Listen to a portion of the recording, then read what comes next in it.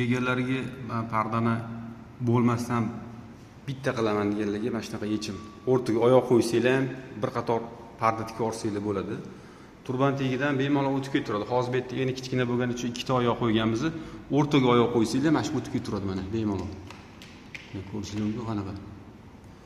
Turbali rels karniz mana bemalol o'tyapti. Ko'rsanglar ular qanaqaligini. O'rtaga oyoq qo'ysanglar, splashni bitta qo'yib olsanglar, pardani bemalol muammosi u yoqqa ham, bu yoqqa ham ochilib yopilaveradi. Mana shu karnizdan kimga ma'qul kelsa, aytsanglar ishinglarni bitirib beramiz. Bu yoq ishi pastroq bo'lgani uchun shu ketgan, bittasi balandda, bittasi pastda mana shunaqa bo'lgan.